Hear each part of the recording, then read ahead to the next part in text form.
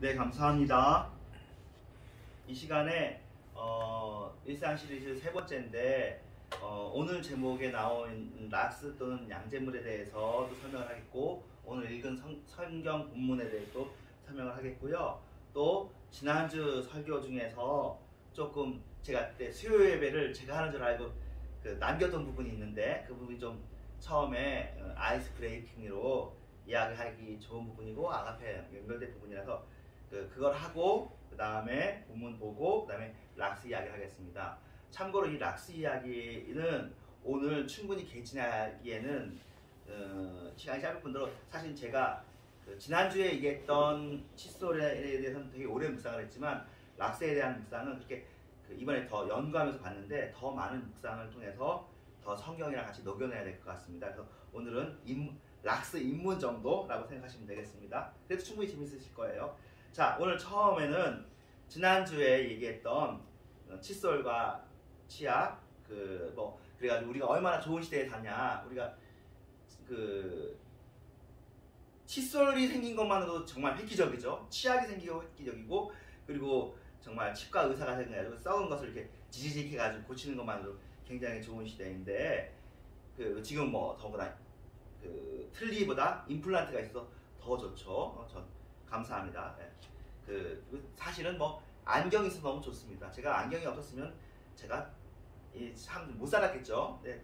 눈이 어두우면 한 사람이 일꾼의 몫을 못 하는데 이렇게 안경이 있어서 너무 감사한데, 자, 이런 모든 것을 가지고 아주 옛날의 시대로 가겠습니다. 그리고 나라는 프랑스입니다. 그리고 그 나라에서 제일 유명한 사람입니다. 그 사람이 했던 제일 유명한 말은 짐이 곧 국가다라고 했던 사람입니다. 그의 자기 이름이 있겠지만 우리가 아는 그 사람의 이름은 루이 14세입니다. 루이 14세가 이 충치하고 관련해 가지고 인터넷에 떠도는 이야기가 있는데, 그 얘기를 잠깐 너무 시간 길지 않게 하면서 더 팩트를 얘기해 드리겠습니다. 루이 14세는 생전에 자기 약점이 될 만한 것은 전부 다 감추는 편이었대요. 그래서 충치 생기는 것도 감추고, 궁정인들이 보기에는 멀쩡한 이빨을 왜 뽑는지 이해할 수 없었고, 그래가지고 루이 14세가 멀쩡한 이빨을 뽑다가 건강이 다 나빠졌다, 그런 글을 남겼고, 팔츠 대공비가 왕의 건강이 악화된 것은 이를 전부 빼서였다라는 글을 남기고 있는데요. 아무튼 실제로는 루이 14세의 건강을 악화시킨 것은 사혈치료였습니다. 그 당시에 사혈치료라는 게 있었는데 전 유럽에서 유행했던 거예요. 나쁜 피가 흐르면 건강이 나빠진다고 당시 생각한 거예요. 그래가지고 과도한 사혈, 피를 흘려버리는 거죠. 수혈을 안 하고 사혈만 하니 물론 많이 좋은 거 드시니까 그 피가 보충은 되겠지만 얼마나 힘들었겠어요. 그래서 사혈로 죽은 왕이요, 찰스 2세, 도팽, 부르고뉴공 모두가 과도한 사혈 치료로 죽었고, 루이 14세도 사혈로 인해서 건강이 크게 악화되었고 결국 제대로 걸을 수도 없었대요. 지금 한 얘기는 재미 하나도 없죠. 예, 루이 14세에 관해서 재미있는 이야기는 이런 얘기입니다. 루이 14세는 위장병이 심했어요. 굉장히 위장병이 심해가지고 속이 좋지 않았어요. 그래서 의자에 앉은 채로 똥을 쌌다고 해요. 어이가 없는 일이죠. 왕인데 의자에 앉은 채로 똥을 쌌어요. 그러니까 그럴 때 귀족들의 반응은 폐하 시원하셨습니다, 그렇게 했대요. 왕의 매번 순간 배변을 하는 순간에 참여했던 사람들은 일부는 닦아주기도 하고 그런 영광을 누렸대요.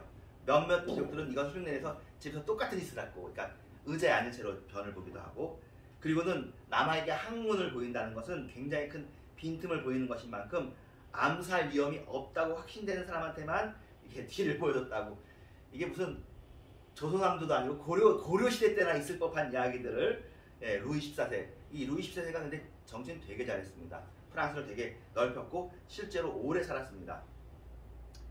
예, 그랬습니다. 그리고는 목욕을 안 했대요.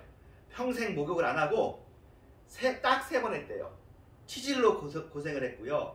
그래가지고 왜 자꾸 이렇게 배변에 관한 일화가 많냐면, 가장 이상적인 장애 상태는 텅 빈 거라고 믿었기 때문에 왕에게 주로 다량의 설사약을 먹였고, 그것이 앞에서 말한 것처럼 늘 용변을 보고 사는 원인이 되었고, 이런 것 때문에 베르사유 궁전에 화장실이 없다는 속설이 생겼으나 그것은 그렇지 않습니다. 예, 화장실 곳곳에 많았고요.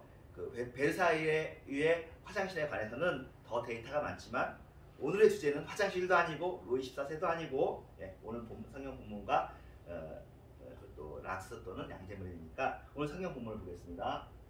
오늘 성경 본문에 보면 에베소서 4장인데 그는 누구십니까?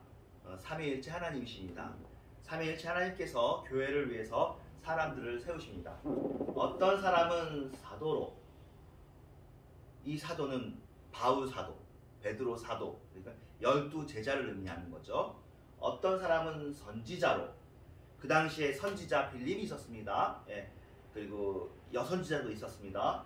어떤 사람은 복음 전하는 자로, 전도자죠. 그러니까 바울 사도 같은 경우에는, 예, 세 가지 다 해당되죠. 또 어떤 사람은 목사와 교사로 삼았으니, 그래서 이것을 가지고 교회의 직분이라고 설명을 합니다.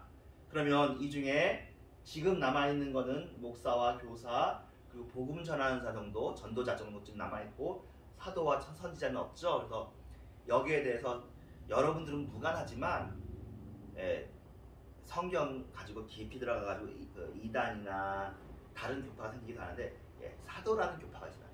신사도주의가 여기서 나왔습니다. 그러니까 신사도주의라는 건 무엇이냐면 예수님의 12사도 해가지고 이 사도권이 끝났다고 보는 것이 정론입니다. 사도의 권한이 무엇이냐면 성경을 기록할 때 이 성경이 신약성경으로서 정경이 되려고 하면은 사도가 썼느냐는 것이 정경에 대한 자격으로 얌리아회의에서 그것을 결정을 합니다. 그런데 그런 의미에서 바울 사도가 사도라는 것은 되게 중요합니다. 그리고 여기 나와 있는 야고보서, 유다서도 12제자는 아니지만 예수님의 형제로서 당시에 사도로 인정을 받았습니다. 히브리서는 저자가 확실히 정해있지 않지만 그도 사도의 반열에 오른다고 생각을 합니다. 그래서 그 이후에 쓴 사람들, 요새 신학자들이 쓰거나 목사가 쓰거나 해도 성경이 안 되는 이유는 성경은 그 당시에 예수님에 대해서 사도가 쓴 것이 성경입니다. 그래서 사도는 굉장히 높은 반열입니다. 그래서 계시록에 보면 12사도와 12지파, 구약을 대표하는 것이 이스라엘이고 신약을 대표하는 것이 교회인데 12지파로 해서 대표권을 가지고 12사도로 해서 대표권을 가지는 거죠. 숫자로서는 12이지만 아볼로도 사도로 일했고 바나바도 사도로 일했고 바울도 사도로 일했으니까 그분들에게는 모두 사도권을 인정합니다. 예수의 형제 유다와 야고보에게도 사도권을 인정하고요. 그런데 그 사도권, 성경을 쓸 수 있다고, 참고로 사도권만 성경을 쓸 수 있다고 하는 건 장로교, 칼빈과 우리들의 견해고요.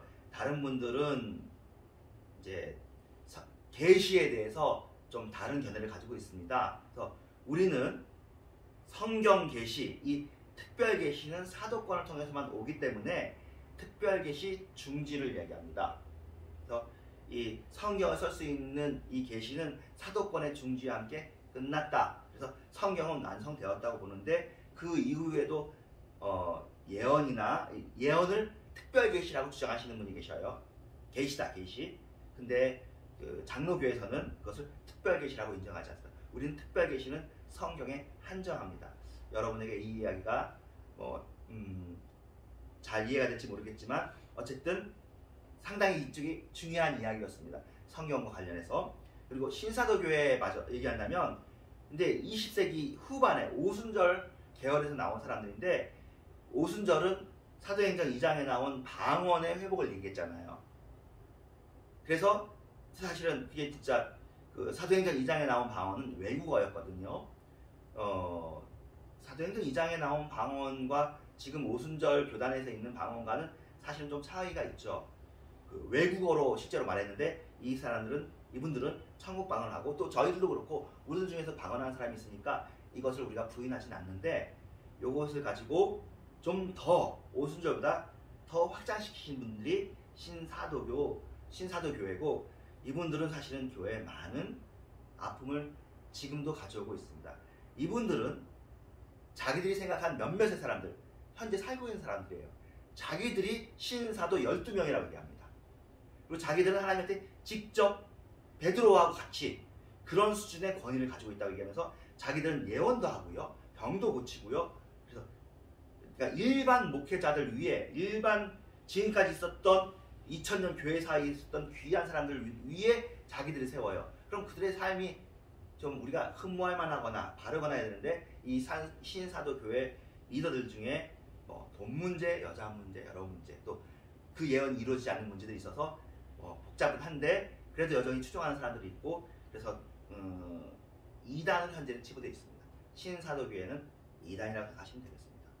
자, 사도와 선지자 얘기하면서 여기까지 했고요. 그럼 지금 현재 예언은 있느냐에 대해서는 여러분 역시 평상시 이 말씀을 듣는 권사님들한테는 관심이 없는 이야기겠지만, 또 당연히 예언이 있다고 생각하겠지만, 예언이 성경 계시로서의 예언은 끊어졌어요. 성경 계시가 사실은 예언이고 계시거든요. 하지만 그렇지 않은 일반 병을 치료하는 치료가 있는 것처럼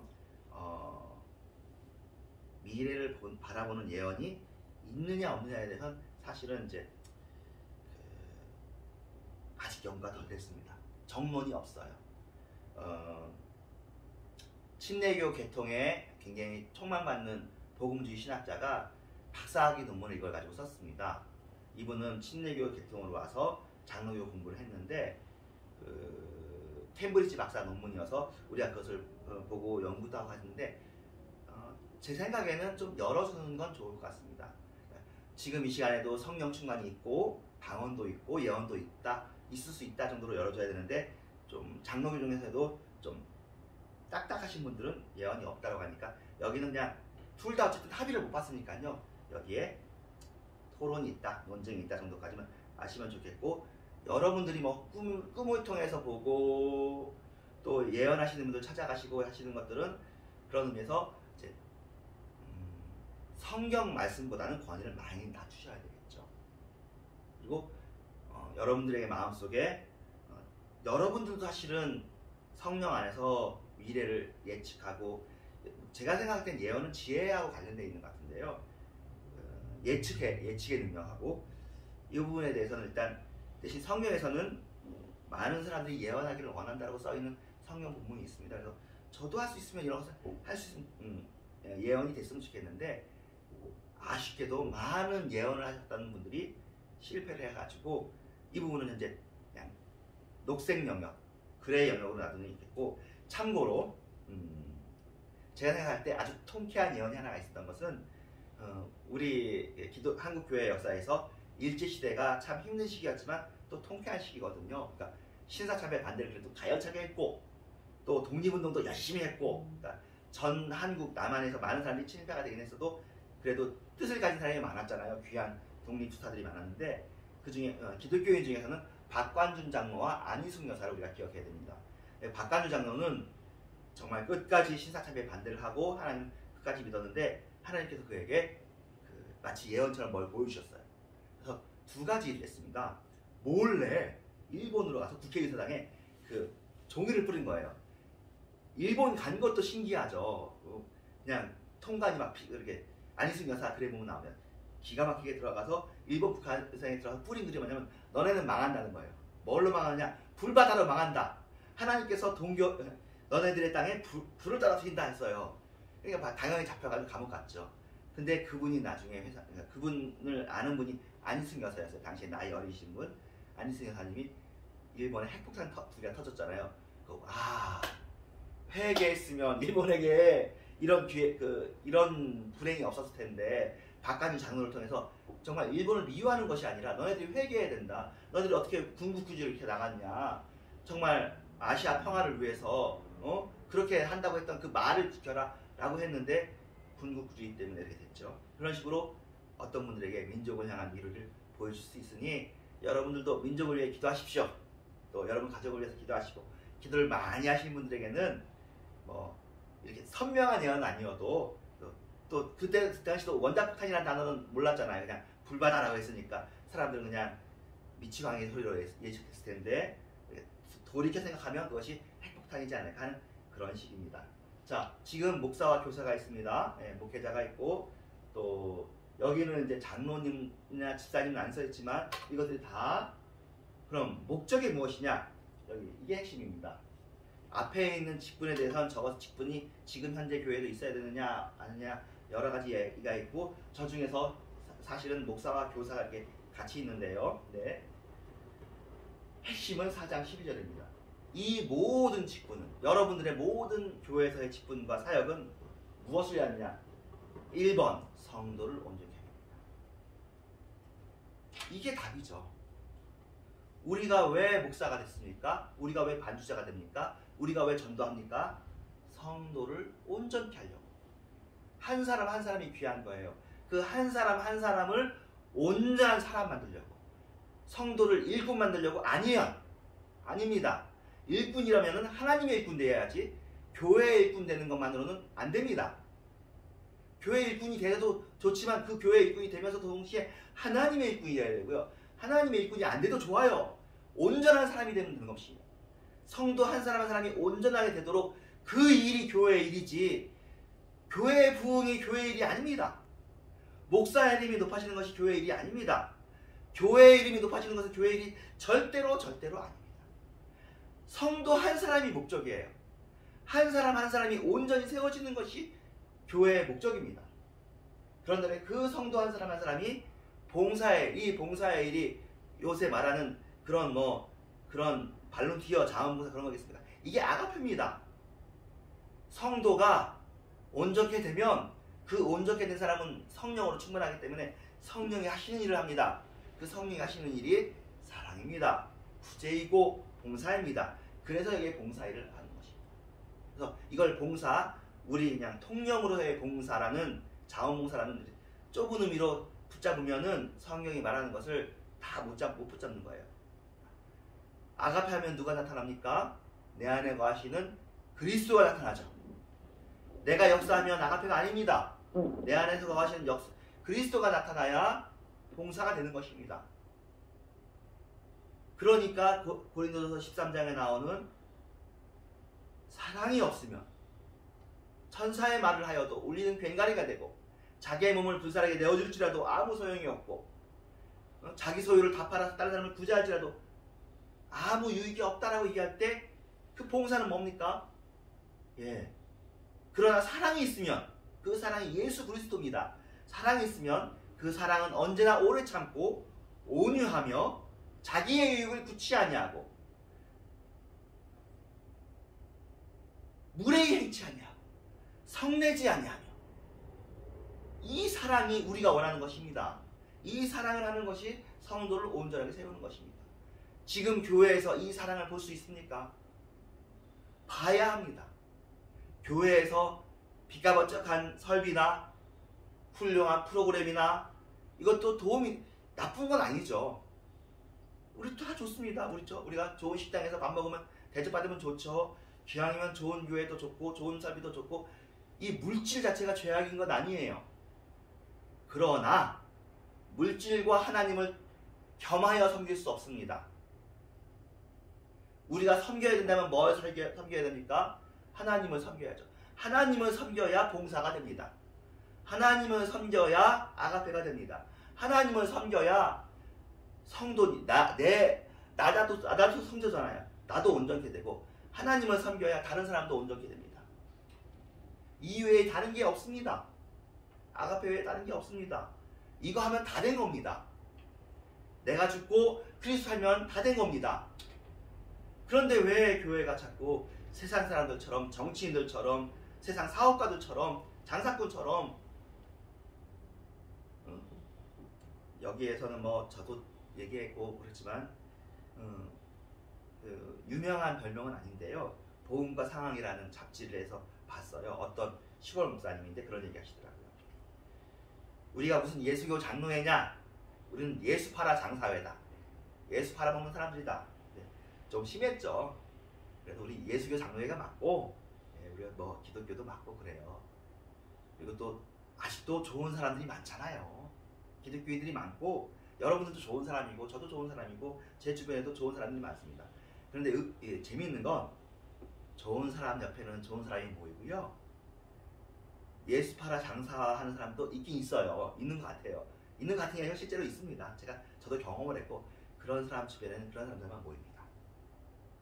그리고 이상한 건 그런 사람들이 유명해지는 일들이 지금만 있는 것이 아니라 옛날에도 있어서 그게 계시록에도 나오고 사도 바울 얼마나 지금에선 사도 바울 굉장히 귀하잖아요.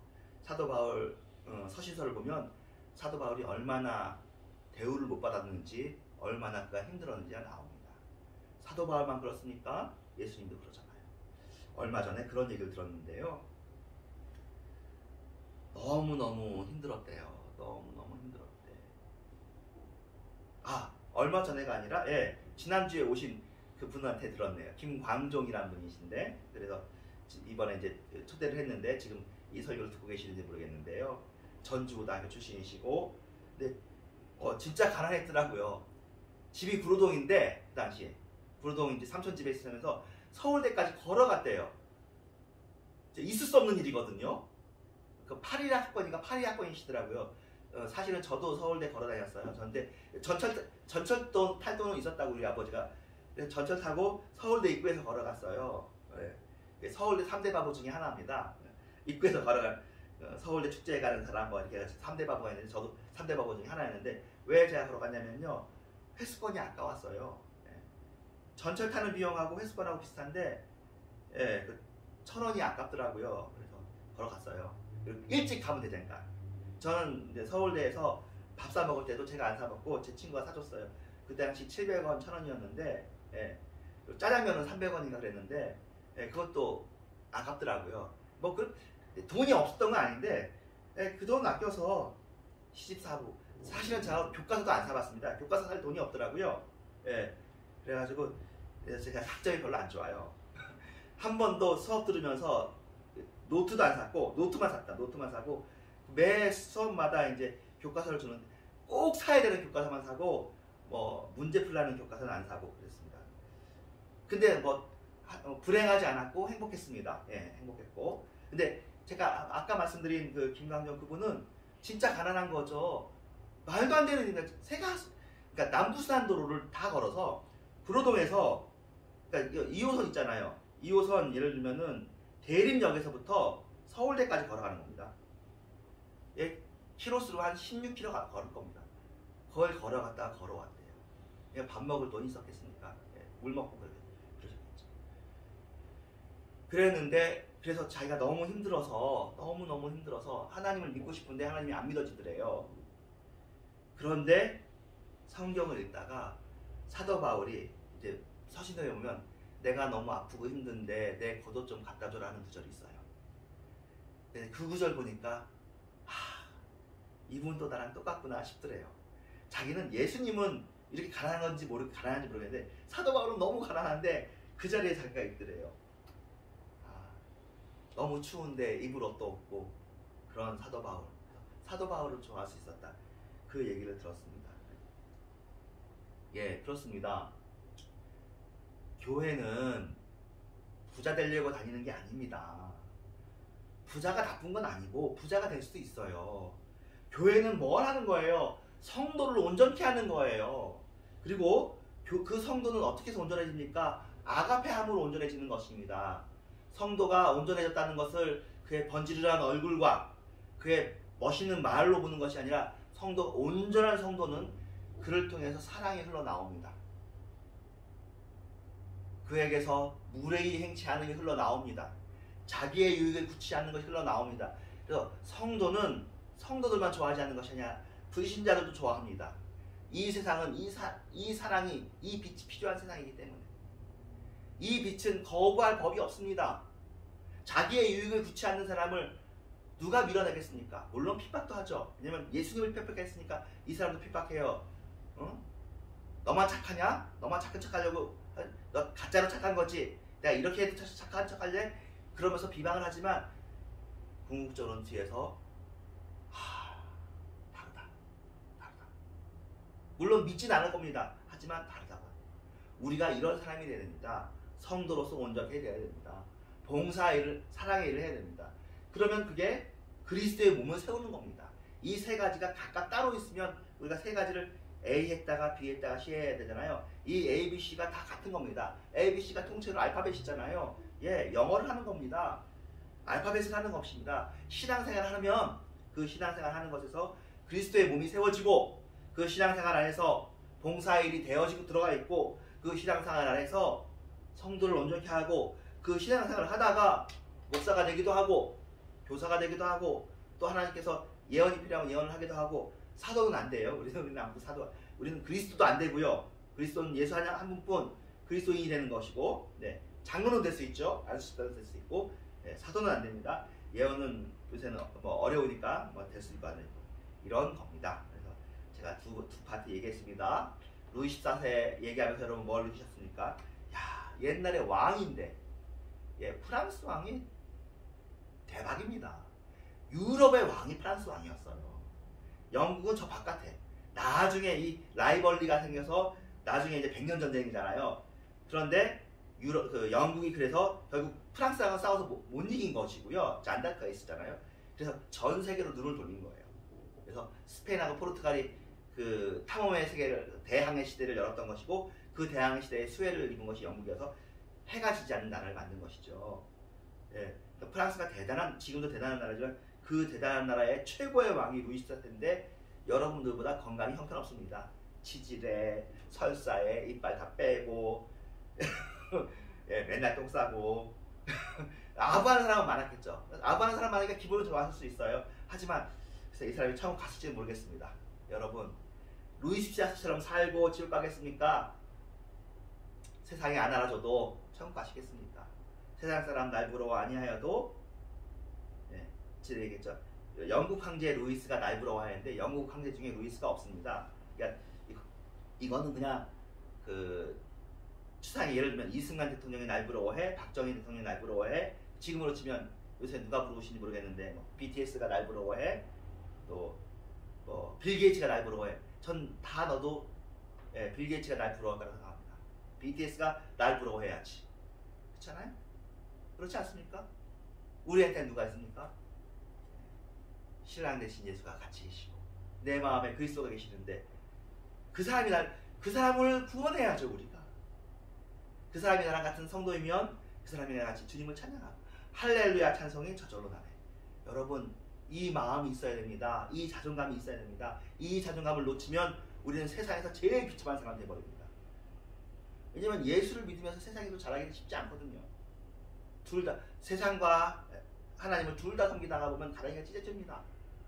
하나님을 섬기면서 예, 먹는 것과 마시는 것만 있으면 족한 줄로 알고 허락되는 일을 하면 그 허락되는 일을 하는 중에 뭐 모르겠죠. 하나님께서 여러분을 엄청 세우셔가지고 예, 고관이 되게 하실 수도 있고 부자가 되게 하실 수도 있고 그럴 수 있습니다. 그럼 그 일을 우리가 맡은 청정이처럼 잘하면 되는 것이죠. 자, 이제 해놓고도 시간이 한 10분 남았습니다.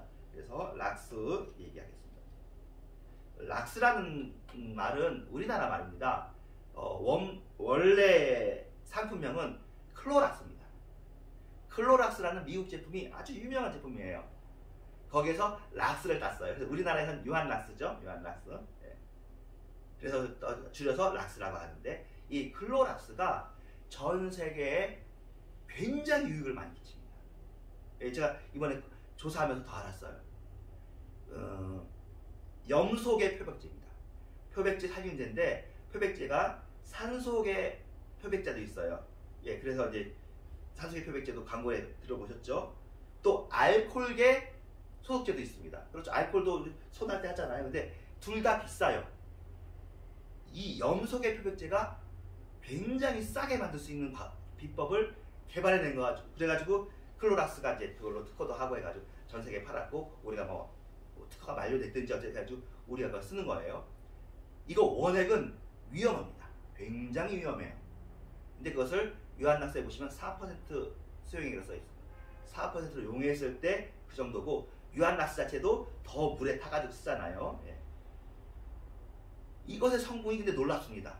이것의 성분이 여러분들 중에서 이제 화학을 배우신 분이 계시면 소금의 화학식을 합니다. NaCl, 염화나트륨. Na라는 게 나트륨이고 Cl이 염소입니다. 근데 이 무시무시한 락스 그리고 이제 뭐 소독할 때 되게 그리고 이게 없으면요 지금 뭐 어떤 난리가 전 세계에 일어나느냐. 화장실 살균을 못합니다. 수영장 살균을 못합니다. 전 세계에서 가장 싸게, 가장 저렴하게, 가장 광범위하게, 가장 부작용 없이 실제로 유한락스는 냄새가 없습니다. 그 락스를 사용할 때 나는 냄새는 이 락스의 성분이 단백질을 용해시켜요. 얘가 이제 화장실에 뿌리잖아요. 그러면 시큼한 그러니까 염소 냄새가 나죠. 수영장에 뿌리면 그 락스 냄새 나는 게 아니라 그 락스 냄새가 물 속에 있는 미생물이 타는 냄새인 거예요. 그러니까 이거 마시면 안 되죠. 단백질을 녹이니까. 단백질이 생명인데 그 단백질의 사체가 썩으면 냄새가 심합니다. 여러분, 계란이 단백질인데 계란 썩은 냄새가 지독한 거잖아요. 그러니까 시체 썩은 냄새가 지독하잖아요. 사실은 그 얘기도 오늘 하려고 잠깐 했었는데 이 소위 고독사의 시대잖아요. 일본 고독사 정말 많고 우리나라에서도 넷플릭스에 무브 투 헤븐이라는 드라마가 있었습니다. 젊은 청년인데 이제 그의 직업이 그거야. 이제 시체 처리하는 거예요. 지금도 실제로 그런 직업을 가진 분이 유퀴즈 온도 블락이라는 TV프로에 나왔습니다. 혼자 죽은 다음에 문이 잠겨 있으니 그러니까 결국 주인이 와서 하는데 그것을 유한 락스가 없으면 이 락스가 없으면 진짜 방법이 없습니다. 너무 돈이 많이 듭니다. 그래서 다 이게 벌레 생기고 녹은 것을 다 락스로 닦아가지고 하면은 완전히 깔끔하게 되는 게 그런 건데 이것의 화학식은 NaCl 소금물인데 NaClO입니다. Cl에 O가 붙으면 이 ClO가 이게 독성이 세대요. ClO가 이게 만약에 이래서 락스를 분무하잖아요. 사실은 분무하지 말라고 해요. 분무한 곳에 감금된 채로 있으면 여러분이 독가스 흡입하는 것처럼 쓰러집니다. 이게 독가스의 원료입니다. 그러니까 락스 사용할 때 밀실에서 사용하지 마십시오. 그리고 사실은 뿌려서 쓰지 말라고 하는데도 지금 이 코로나 시대에 우리나라 방역이 다 뿌립니다. 대신 그분들이 마스크 쓰죠. 뿌리고 난 다음에 환기하고 나면 그 뿌린 것이 어떻게 되냐면 도포돼 가지고 벽에 붙습니다. 그럼 그 붙은 곳마다 미생물이 다 죽는 거예요. 바이러스가 뭐예요? 미생물이잖아요. 미생물이 죽이는 거죠. 그래서 그 알코올도 죽일 수 있고 얘도 죽일 수 있는데 그 세포막을 부시는 거죠. 그래서 그 살균 이렇게 하는 게요. 그 세포막을 다 부시는 겁니다. 이게 락스예요. 그런데 이 락스를 양잿물이라고 불렀어요. 초기에. 이 양잿물은 락스하고 달라요. 이건 또 수산화나트륨 계열의 소독제입니다. 이것을 왜 양잿물이라고 불렀냐면 그리고 양잿물은 또 뭘로 유명하냐면 양잿물을 먹고 자살을 많이 했습니다. 양잿물이라는 말을 제가 어릴 때 듣고 생각을 했는데 나중에 보니까 그게 잿물에서 앞에다가 서양자를 쓴 거예요. 잿물이 있어요. 잿물. 그러니까 지푸라기나 나무를 태우고 남은 재물이 있잖아요. 그것이 빨래할 때 쓰이고 그릇을 닦을 때 썼던 잿물입니다. 그리고 유약으로 쓸 때, 유약을 할 때 잿물을 씁니다. 이게 이제 화학적으로 만들어져요. 불을 태우고 나면 나무나 지푸라기를 불 태우고 나면 그거 있잖아요. 희나리가 있잖아요. 거기다 물을 섞으면 이게 뭔가 작용이라는 거죠. 화학적인. 그래가지고 그걸로 이제 거기다가 이제 그 녹슨 걸 닦아지고 그것이 화학식이 있어서 그 유약으로 바르면 도움이 되고 그것도 마시면 몸에 아주 안 좋아. 근데 잿물을 하다가 그 구한말 일제 초에 이제 양잿물이라고 해서 양잿물은 뭐냐면요 가성소다입니다. 가성소다. 여러분 소다 알잖아요. 가성소다가 그런 수산화나트륨이라는 그런 성질이 있거든요. 그런 게 있습니다. 근데 성경에 이 잿물 나옵니다. 락스는 안 나오지만 재가 나와요. 재. 지난번에 애쉬 그런 얘기 했는데 이게 그 레위인이 그 토기장이하고 관련해 가지고 이런 얘기가 나오는데 이것도 나중에 또 아직 시간이 한 4분 남았지만 오늘 설교를 또 마무리해야 되니까 여러분에게 이제 락스와 양잿물에 대한 마무리를 왜 이런 얘기를 우리가 했느냐. 여러분 우리가 이제 물로 세수하잖아요. 물로 세수하는데 일반적인 것은 물로 닦아집니다. 그런데 기름기를 만지면 여러분 물로 백날 보십시오. 계속 끈적끈적하게 남습니다. 미끈미끈하게. 그때 필요한 게 비누입니다. 이 비누는 양잿물, 소다하고 좀 관련이 있습니다. 비누입니다. 비누를 하면, 비누는 사실은 유지거든요. 유지. 비누 자체가 기름이라는 뜻이에요. 애경 유지에서 애경 비누 만들었잖아요. 기름이 기름을 닦는 겁니다. 기름이 기름을 닦는 거예요. 그런데 피는 이걸로 잘 안 닦아집니다. 우리의 죄를 물로 닦겠습니까? 비누로 닦겠습니까? 그러니까 피는 피로 속하는 거예요. 락스가 단백질을 다 말끔하게 제거하는 투표약인 것처럼 우리의 피는 예수의 피로밖에 속할 수가 없습니다. 그래서 우리의 피는 핏줄이라고 그러잖아요. 우리는 아담 핏줄이에요. 거짓말하는 선악과를 따먹은 아담 피가 우리에게 흐르는 거예요. 옛날에 사혈 치료를 했다는 것도 다 어떤 그런 의미가 있었을 거예요. 사람이 약한 거예요. 사람이 거짓말 치고 사람 냄새 나는 거예요. 사람. 저는 하나님께서 우리를 대하실 때 고개를 돌리시는 이유가 냄새 나서라고 생각한 적이 오래 있습니다. 사람이요, 보기 흉한 거 눈으로 볼 수 있어요. 근데 냄새 나는 건 도무지 못합니다. 그래서 이렇게 할 때 제발 좀 씻고 오라고 얘기하는 게 코를 하게. 아마 예수님께서 이 세상에 사실 때 저는 제 상상이지만 냄새 때문에 힘드셨을 거예요. 아마 30년 동안 그 냄새와 익숙해지시는데 시간이 걸렸을 거예요. 사람들이 하는 거짓말에서 냄새가 날 겁니다. 사람들이 하는 자기 유익을 구하는 데서 냄새가 날 것입니다. 우리도 그것을 보고 구토난다 그래요. 혐오스러웠잖아요. 하나님께서 이 세상을 보실 때 얼마나 혐오스러우시겠어요. 구역질이 나는 거죠. 냄새가 납니다. 제가 좋아하는 구절이죠. 요한복음 2장 마지막 절.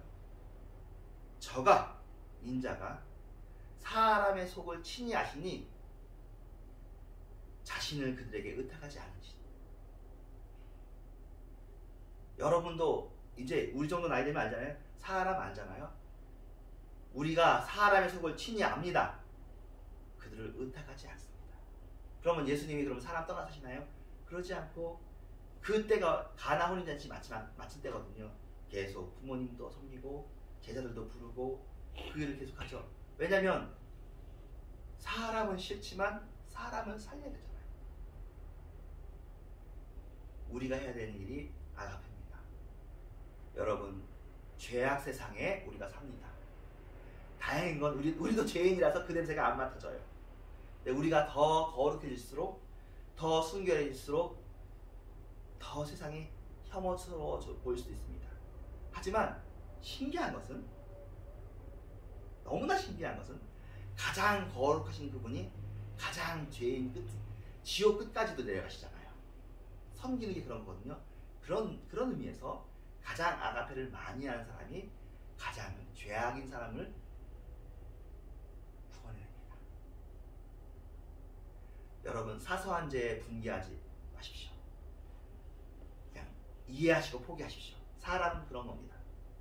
사람의 근본은 죄인데 진짜 아가페하는 사람은 정말 죄인도 들어가서 그 죄에서 그 사람을 꺼냅니다. 집도해냅니다. 수술해냅니다. 예수님께서 그 일을 하시러 이 세상에 오신 거죠. 가장 거룩하신 분은 가장 큰 죄악인데 가셔서도 자기 애를 늠름하게 웃으면서 미소를 띠면서 하십니다. 죄인에게서 멀어지려고 하지 마시고 허락되는 죄인들은 받으시면서 나를 아가페의 곳으로 더 거룩한 사람으로, 거룩한 사람끼리 살지만 우리끼리 이렇게 주일날 예배드리는 것도 좋지만 왜 나갈 때 우리를 짜증나게 하고 화나게 하는 사람이 있으니까 그 사람들까지 사랑해주라. 그 사람들이 우리의 아가페를 먹고 그 사람이 구원 받아야 되잖아요. 그러니까 우리를 짜증내게 하는 사람이 있을 때 그걸 당연하다고 여기십시오. 여러분이 이 세상의 락스입니다. 여러분이 이 세상의 양잿물입니다. 여러분이 있어야 이 세상에 썩은 냄새, 똥 오줌 냄새가 없어집니다. 이 세상이 똥 오줌으로 가득한 쓰레기통입니다. 우리가 기능을 해야 됩니다. 우리 주변에는 세균이 없고 바이러스가 없고 완전 무결한 상태가 되는 것입니다. 예수를 뿌리십시오. 예수로 나가십시오. 기도하겠습니다. 하나님 감사합니다. 주님 사랑 주님 찬양합니다. 주 하나님께서 우리를 아름답고 선하게 이끄시는 것을 감사하고 예수님의 이름으로 기도합니다. 아멘. 네, 얘는 놔두셔도 돼요. 예배 마칠 때까지.